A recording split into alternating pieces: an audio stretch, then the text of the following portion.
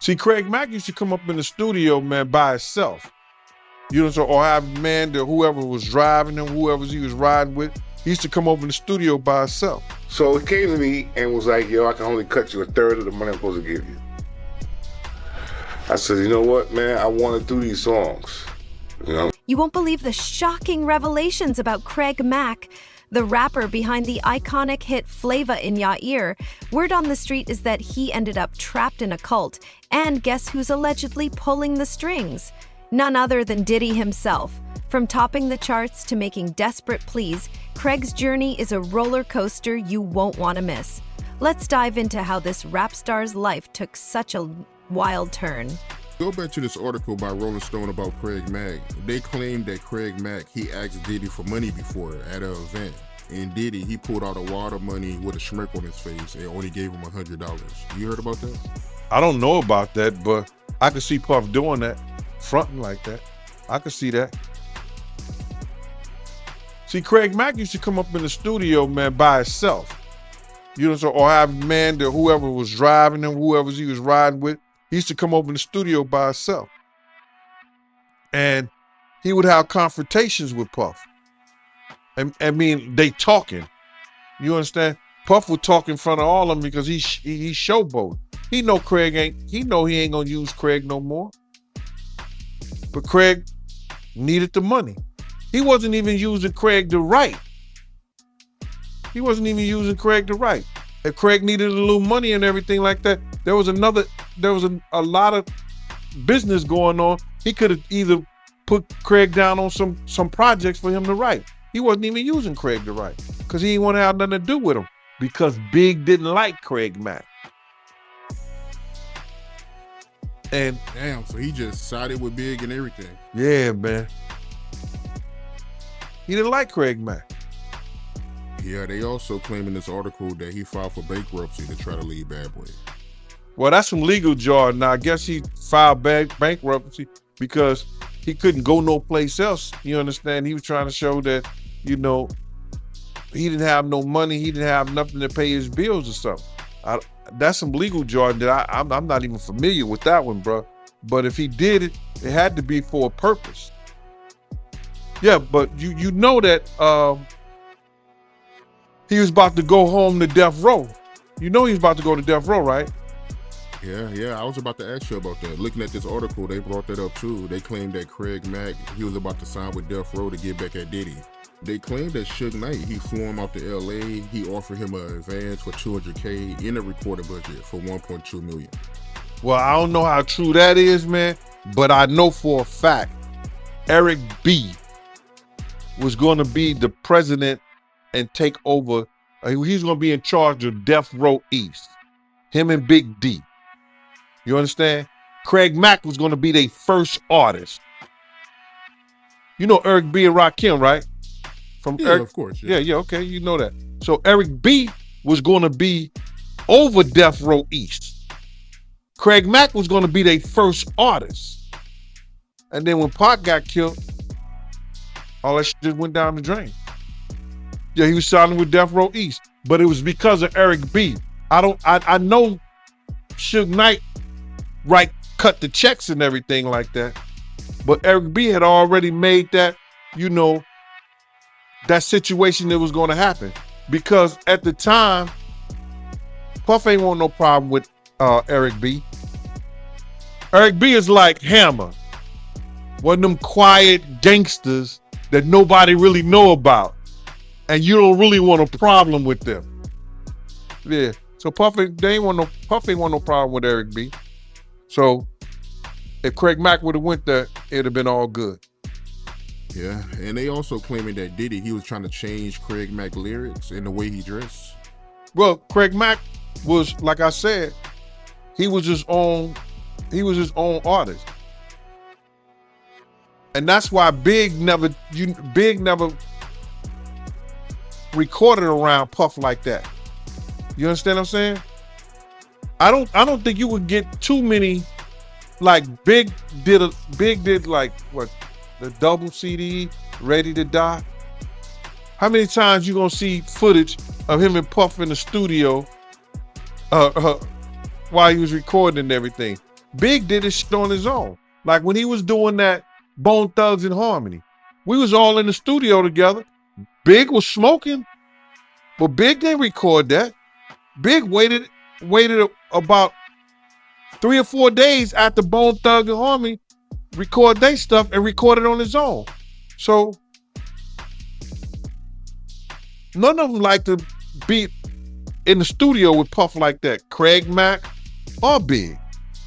So I don't know how they can say that Puff was giving them ideas. You know, I've seen Puff tell people to change certain things, but I guess that's what a producer do. An executive producer. Let's take it back to the 90s when Craig Mack was the hottest name in rap. His hit Flava in Ya Ear was everywhere. You couldn't escape it. Signed to Bad Boy Records, Craig was living the high life, making Diddy look like a genius. But fame is fleeting, and Craig's downfall was swift.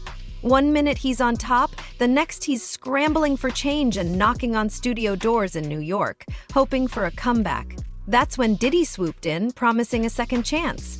But what Craig thought was a lifeline turned out to be a trap. People close to him say Diddy's help came with strings attached, making him just a pawn in Diddy's game. Now, Craig's crying for help, but no one's listening. His former industry friends have all but forgotten him, and he's become a ghost in a world that once adored him. The word on the street is that Craig Mack is trapped in a darker situation than anyone knew. He went from having it all to begging for scraps, and it's a heartbreaking fall from grace.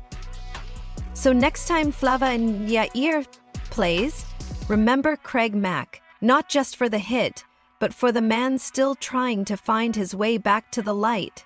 Sadly, that light seems to be dimming. Also mentioned Shine, Craig Mack, and G-Dub. We already spoke about Shine in the last interview, so we don't have to speak on that. But Craig Mack, what was the reason for the fallout between him and Puffy? I think it had more to do with his management. See, back in those days, bro, I think a lot of the guys who were managing and having managers, they was using guys that were close to them that really probably didn't know the business that well. See, Mace had a manager named Cooter, and Cooter knew the business, whereas the Mace got a damn good contract on his first contract. And I was hearing that Mace's first contract was better than Big's contract. You understand what I'm saying? So now, Craig Mack manager may have known a little bit more about the business than Puff thought he should have, and Puff told Craig Mack, and I was there when he said, yo, if you don't get rid of your manager, I ain't fucking with you no more.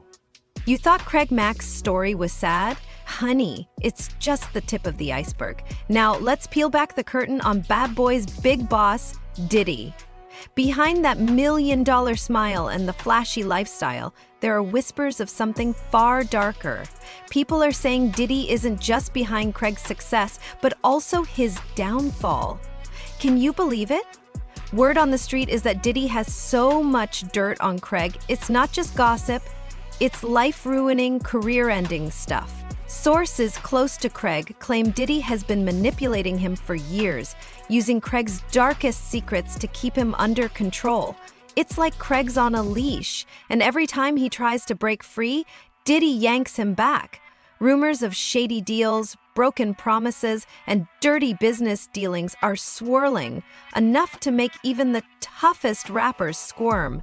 Diddy's hands aren't looking so clean anymore. And Craig Mack wasn't getting rid of his manager. So it was that fallout.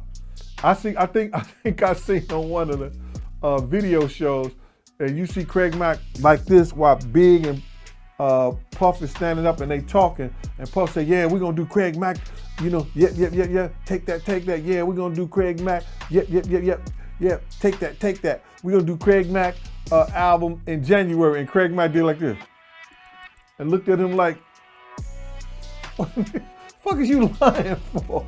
You understand? That's in one of that videos that circulated on the internet. But he didn't like Craig Mack managers, so he got rid of the guy who actually launched Big's career. Yeah, I know the interview you're talking about. It was an interview with Puffy, Biggie, and Craig Mack, and they asked Puffy what was the upcoming plans for Bad Boy. and he brings up Craig Mack, and he say Craig Mack is coming out with an album, and Craig Mack, he looks at him with like this confused look on his face. But G-Dep, man, I want to talk about him and Puffy, man. What was the issue between him and Puffy? Well, I don't know if it was a fallout or anything like that. G-Dep, him and Black Rob, in a sense, never left the streets.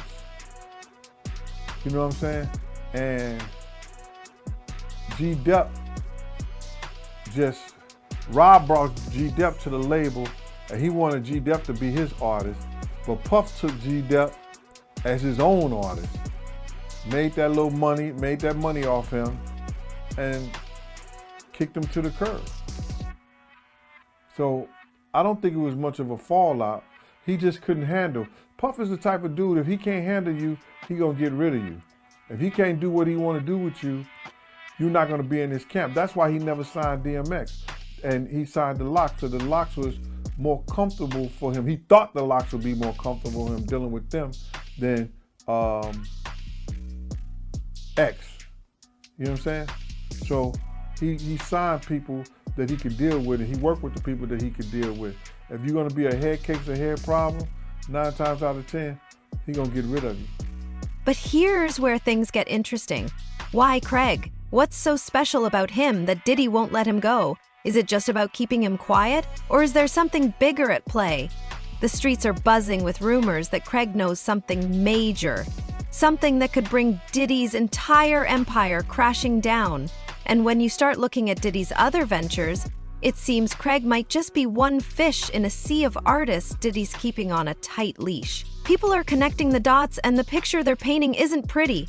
It's like Diddy's got a whole collection of secrets, using them to pull strings with half the hip-hop world. You know what they say, where there's smoke, there's fire, and right now there's enough smoke around Diddy to set off every alarm in New York City. Folks are starting to look at Diddy's rise to the top with fresh eyes, questioning how he got there so fast and who he might have stepped on along the way. So, the next time you see Diddy on TV, flashing his smiles and designer clothes, remember this T?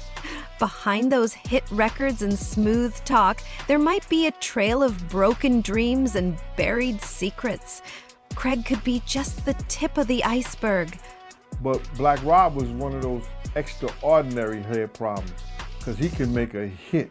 Mace, man, he said another line in the Oracle too that caught my attention, man. He said that you not an architect, you just a nigga that know how to market deals. How you feel about him saying that? Self-explanatory. Self-explanatory, dog. You know, he probably made about $400 to $500 million off of Big's death. With the album, with the marketing of it, all that Missing You and stuff like that. You know, their songs and everything, the concerts and everything. And I think Ms. Wallace got like 7.7 million. I'm not for sure, don't quote me on it. But I think she got like $7.7 million for that album. Huh? Didn't it go 10 times platinum or something? Yeah, he actually went diamond, and it did sell 10 million. So, with Craig Mack, Black Rob, you know when somebody die, they re-put their music out and everything like that, and they throw a little market campaign up there so people could buy their music. They rush and buy those artists' music once they die. You understand? And the artist might sell a couple of million more than what he had already sold once he died. So that's the only thing that I could think about. He said he's marketing death. You understand? Or putting people in positions whereas that they don't even have music no more. They got the grave to look forward to. Girl, hold on to your wigs, because things are about to get even wilder. You won't believe it, but we're talking about a family that's not built on blood ties, it's built on brainwashing. And guess who might have a VIP pass to this circus? That's right, Diddy himself. Now this isn't just a fall from grace, it's a straight up dive into the arms of a cult. Yep, you heard that right. a full-on brainwashing situation that makes you forget your own name. The streets are buzzing with reports of Craig spotted at this so-called church, and let me tell you, he's barely recognizable. Gone is that smooth-talking fly guy who used to own the stage. Now, he's walking around with dead eyes, like someone sucked the life out of him. Ex-members of this cult are spilling the tea, and it's scalding hot. They're saying Craig is in deeper than the Mariana Trench. One former member who wants to stay anonymous, and who can blame them, says Craig's been fully indoctrinated. We're talking 16-hour prayer sessions, bizarre rituals, and rules so strict that they make a nun look like a party animal. It's getting real dark, real quick. Craig Mack manager, right? Puff told Craig Mack if he didn't change management, he wasn't fucking with him no more. You understand? And they had a real big beef behind that. And Craig wasn't getting rid of his management. I guess the dude had been with him for a long time. So Craig said, yo, listen here, man, I'm not changing my manager just because you want to. Because Craig wanted his money for his music. So Puff said, yo, I ain't fucking with that kid no more. Not at all. I was right there when he said that. Told Craig Mack, you don't change your management, I ain't fucking with you. And it got to a point where Biggie, he had a problem with Craig Mack too, right? What was the issue he had with Craig Mack? Because I seen an interview that Biggie did with Little Siege, right? And he said that he didn't fuck with Craig Mack in that interview. I never understood that, man. What was the issue between the two? At the time was hotter than Big. I said this before. If it wasn't for Craig Mack song, Big, you gotta realize Ready to Die was out for 6 months and it wasn't doing no numbers. When Big got on that remix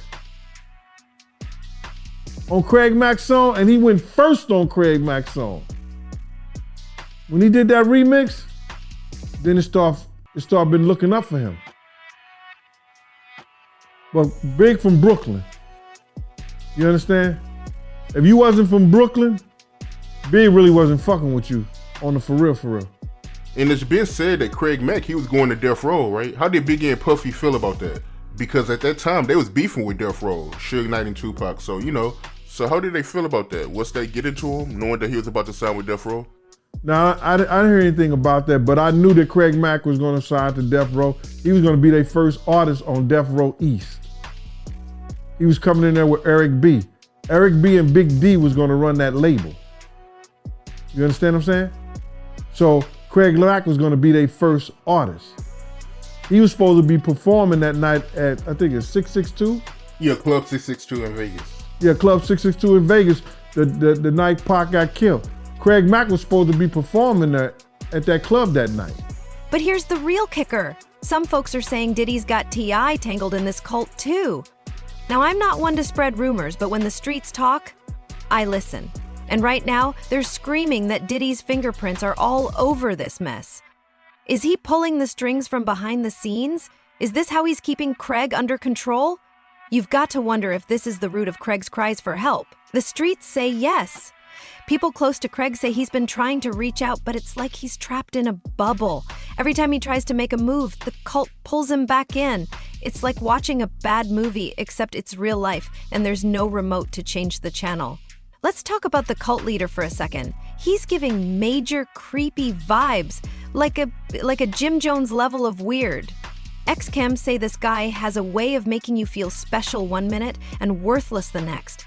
And Craig, he's right in the middle of it, hanging on to every word like it's gospel. This whole situation's got people worried sick. Craig's family, his old industry friends, they're all watching this unfold, feeling helpless. It's like Craig's been swallowed up by this cult and nobody knows how to fish him out. So next time you hear Flav in your ear, think about where Craig is now. From the top of the charts to the bottom of a cult, it's a fall no one saw coming. And with Diddy's name swirling in all this, you've got to wonder just how deep this rabbit hole really goes.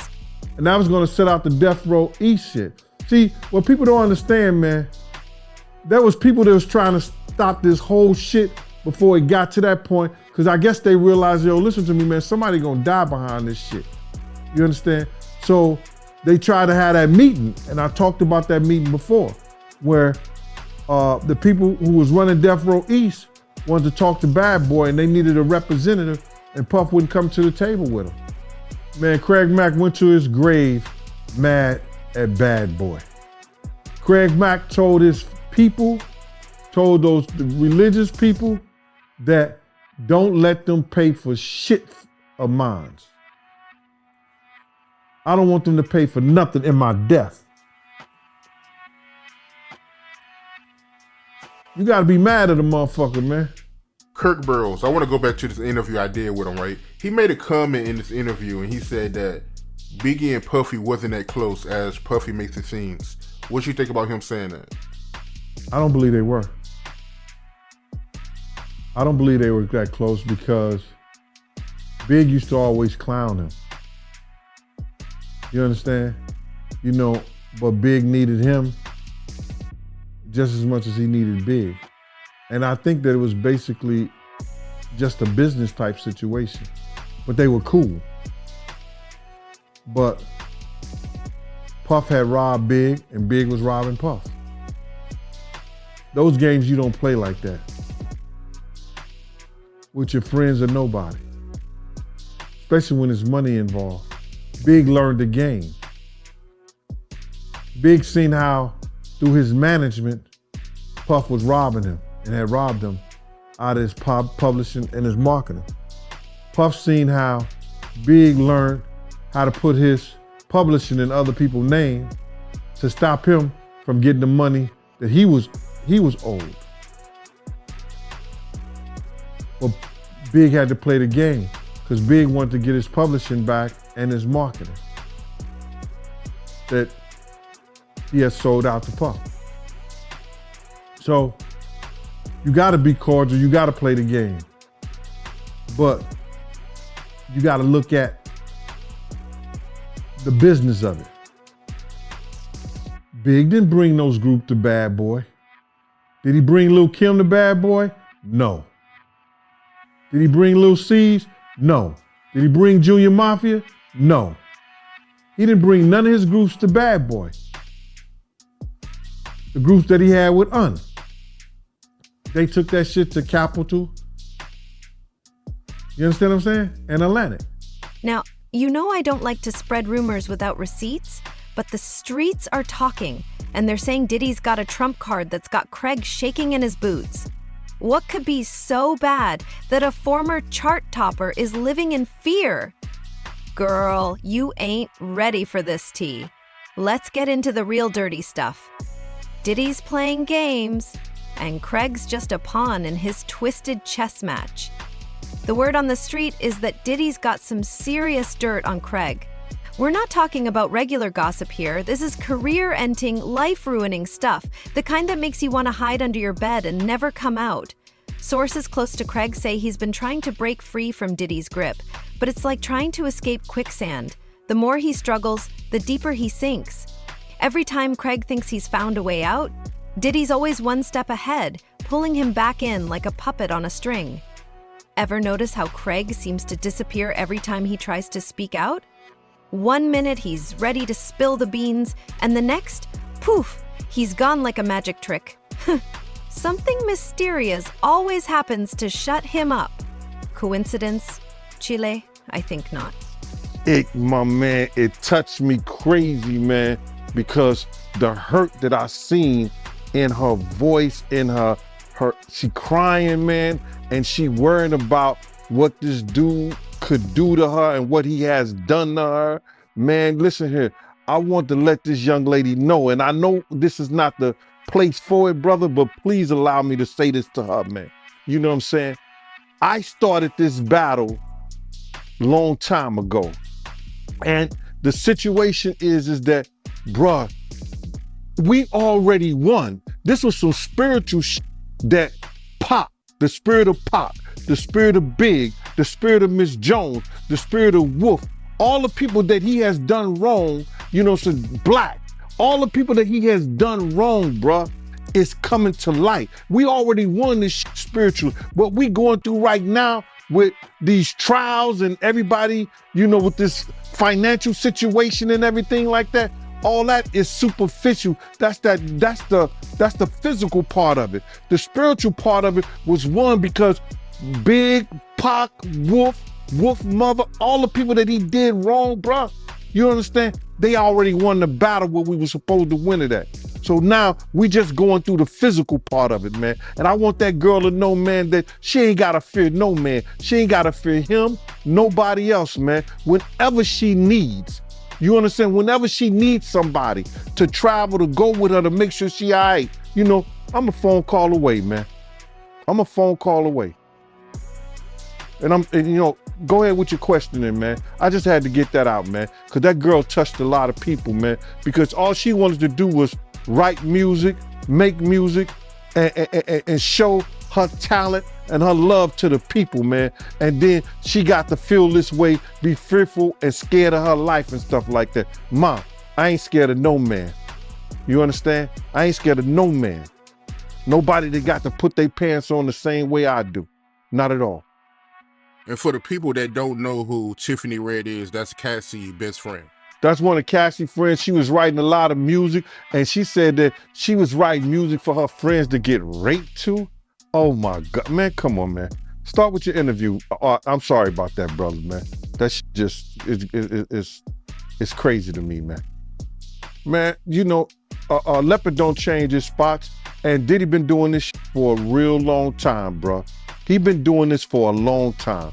And now another artist, this artist didn't wait 10 years. People close to Craig say he's more scared than a cat in a room full of rocking chairs. What does Diddy know that's got Craig so terrified? It must be something big, because Craig's acting like he's seen a ghost every time Diddy's name comes up. There are whispers about secret recordings, shady deals, maybe even worse. It's darker than the bottom of your mama's purse. Some folks are saying Diddy's got tapes that could put Craig away for a long time. Others are talking about deals gone wrong, things that would make even the toughest gangsta rapper lose sleep. Craig's family is worried sick about him. They say he's not the same person anymore. Remember that bright-eyed, smooth-talking rapper who had the world at his feet? Well, now he's jumping at shadows, looking over his shoulder like he's expecting the boogeyman to pop out at any second. The question on everyone's lips is, how far will Diddy go to keep Craig under his thumb? Right now, it's looking like there's no line Diddy won't cross. He's holding onto Craig tighter than your grandma holds her purse in a crowded mall. So, next time you see Diddy flashing that $1 million smile on TV, remember this tea we're spilling. Behind all the glitz and glamour, there might be a whole lot of skeletons rattling in his closet. And Craig? He's just trying to keep those bones from falling out and crushing what's left of his career.